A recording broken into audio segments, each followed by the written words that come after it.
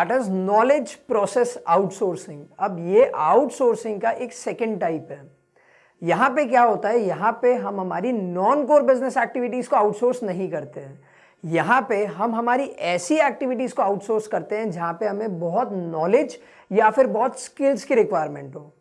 Let's say आपकी legal team, अब legal जो आपके काम है, आपके फर्म के जो लीगल डॉक्यूमेंट्स हैं या फिर जितने भी लॉज हैं जो आपको अबाइड करने हैं, ये सारे जो काम होते हैं ना, ये बहुत कोर एक्टिविटी होते हैं। आप इग्नोर नहीं कर सकते ऐसे काम को। क्यों? अगर आपने इलीगल एक भी काम कर दिया, अगर आपका एक भी डॉक्यूमेंट लीगल वे में प्रेजेंट नहीं हुआ, तो आपकी फर्म बंद तक हो सकती है। तो जब आप ऐसी चीजों को आउटसोर्स करते हो जिसमें बहुत नॉलेज, बहुत दिमाग और बहुत इंफॉर्मेशन चाहिए, तो उसको हम बोलते हैं knowledge process outsourcing. In KPO, business firms get knowledge related and information related work done from an outside firm। मतलब यहाँ पे क्या होता है, हम knowledge related काम या फिर information related काम कराते हैं किसी थर्ड पार्टी से या फिर कोई आउटसाइड एजेंसी से। This involves high value work carried by highly skilled staff। यहाँ पे हमें कैसा स्टाफ चाहिए? हाईली स्किल्ड चाहिए। मैंने आपको बोला, एक गलत पेपर और आपकी फर्म क्लोज, बंद। ठीक है, तो यहां पे आपको कैसे लोग चाहिए? बहुत ही highly skilled. Simple. KPO firms in addition to providing expertise and consultancy services often take many low level decisions also. मतलब यहां पे हम उनको थोड़ा सा पावर डेलीगेट करते हैं कि वो अपनी मर्जी से कुछ डिसीजंस ले सके।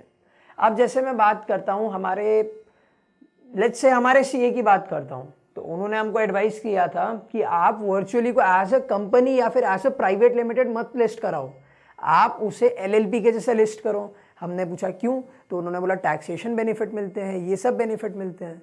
तो अगेन उन्होंने जो काम किया उसमें बहुत नॉलेज चाहिए, बहुत स्किल्स चाहिए। ठीक है, तो हमने उनके ऊपर डिसीजन छोड़ दिया था कि आपको जैसा ठीक लगे ना, आप वैसा करो, बस ऐसा कुछ करना कि हमारा फायदा हो, because this is a startup. तो हमने क्या किया, हमने उनको डिसीजन लेने की अथॉरिटी दी। तो केपीओ फर्म्स जो होती है वो कंसल्टेंसी सर्विसेज भी देती है, कुछ आइडियाज भी देती है, बट उसके साथ साथ में कुछ लो लेवल के डिसीजंस भी लेती है। अब आपके दिमाग में आ रहा होगा कि सर सिर्फ एक यही डिफरेंस होता है क्या between BPO and KPO? Difference तो बहुत होते हैं। उसके लिए पहले हम फीचर्स पढ़ते हैं। What are the features of KPO? First, main difference between BPO and KPO is that KPO usually focuses on knowledge intensive business processes that require significant expertise। मैंने आपको पहले ही बताया, BPO में हम नॉन कोर एक्टिविटीज को outsource करते हैं, but KPO में हम कैसा काम आउटसोर्स करते हैं जहां पे बहुत थिंकिंग चाहिए, स्किल्स चाहिए, नॉलेज चाहिए, इंफॉर्मेशन चाहिए। तो जनरली KPO में हम कैसा बिजनेस प्रोसेस आउटसोर्स करते हैं? That require significant expertise.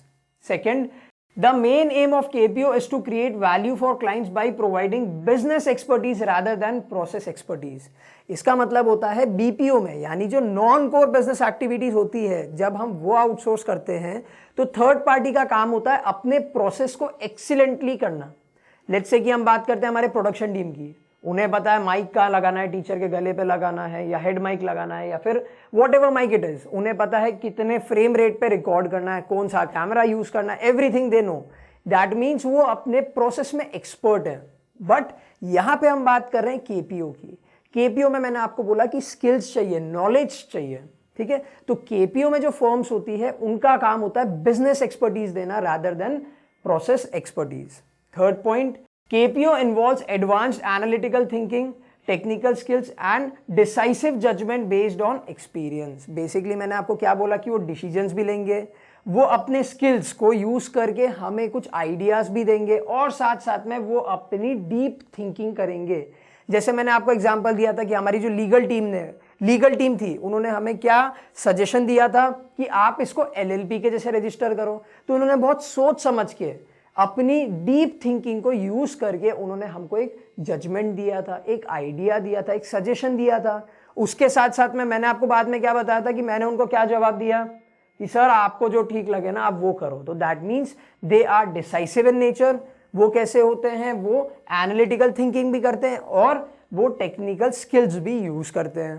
Fourth point, KPO increases efficiency and results in cost saving. अब हमारी जो लीगल टीम थी उन्होंने हमको क्या एग्जांपल दिया था कि सर LLP के जैसे रजिस्टर करोगे तो शायद टैक्स कम पे करना पड़ेगा। तो हमारा कॉस्ट सेविंग हुआ।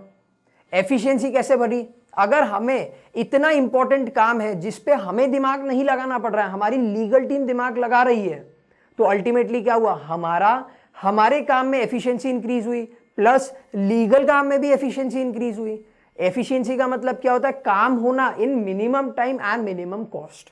तो अगर आप कोई अच्छी केपीओ की फर्म पे अपना काम आउटसोर्स करते हो तो आपका कॉस्ट और आपका टाइम दोनों सेव होगा।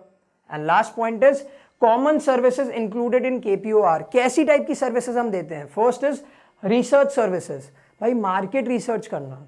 अब रिसर्च की जो टीम होती है ना, उनको बहुत दिमाग यूज करना पड़ता है कि कस्टमर को ये चाहिए, ट्रेंड ऐसे चेंज हो रहा है, फ्यूचर में कस्टमर्स को ये चीजें चाहिएगी। सिंपल, तो they have to understand the changing trend in the market, the changing taste and preference in the market. ठीक है, सिंपल। तो research is the best example. Second होता है लीगल प्रोसेस, जो मैं इतनी देर से आपको एग्जांपल दे रहा हूं। एक भी लॉ आपको तोड़ना नहीं है। You have to make sure कि आपके सारे काम टोटली लीगल हो। तो ये बहुत डीप थिंकिंग वाला काम है। थर्ड, डेटा एनालिटिक्स, मतलब जितने भी कस्टमर्स की क्वेरी आई है उनको संभाल के रखना, उनको एनालाइज करना। जो डेटा आपको मार्केटिंग टीम ने दिया है उसको फिल्टर करके आपको ये एनालाइज करना कि इसमें से कौन सा डेटा हमारे काम का है। वेरी इंपॉर्टेंट, क्योंकि लेट्स से कि आपने कोई ऐसे ही लल्लू पंजू को बैठा लिया आपका डेटा एनालाइज करने के लिए, और हमारे वेबसाइट पे जितनी भी इंक्वायरीज आई थी उसने वही डिलीट कर दी गलती से, तो धंधा चौपट। ठीक है, जीरो कस्टमर्स, हम पढ़ा रहे हैं कोई देख ही नहीं रहा। सिंपल। नेक्स्ट होता है editorial process. That means whatever you have to give in your newspapers, ये आपको लीगल स्टैम्प पेपर पे क्या लिखाना है, आपके लेटर हेड पे क्या लिखाना है, all these things. And last होता है वैल्यूएशन एक्सेट्रा। लेट्स से कि आप कोई कॉम्पिटिटर के फर्म के साथ में मर्जर करने जा रहे हो या आप उसको अक्वायर करने जा रहे हो, तो उसका वैल्यूएशन निकालना, आपकी कंपनी का वैल्यूएशन निकालना, ये हमारे बस की बात नहीं है। हम क्या बोलेंगे कि मेरे हिसाब से 5 साल में मेरी कंपनी की वैल्यू इतनी हो जाएगी कि हम तो फोर्ब्स में आएंगे। भाई everybody is very optimistic, but इसका ये मतलब नहीं होता है कि दैट्स योर वैल्यूएशन। तो वैल्यूएशन निकालना भी बहुत इंपॉर्टेंट काम होता है, बहुत नॉलेज चाहिए इसमें, बहुत स्किल्स चाहिए। तो ये भी किसके अंडर में आएगा? Under KPO, that is knowledge process outsourcing.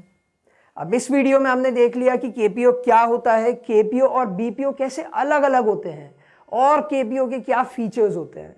अब हम लोग चलते हैं हमारी नेक्स्ट वीडियो पर।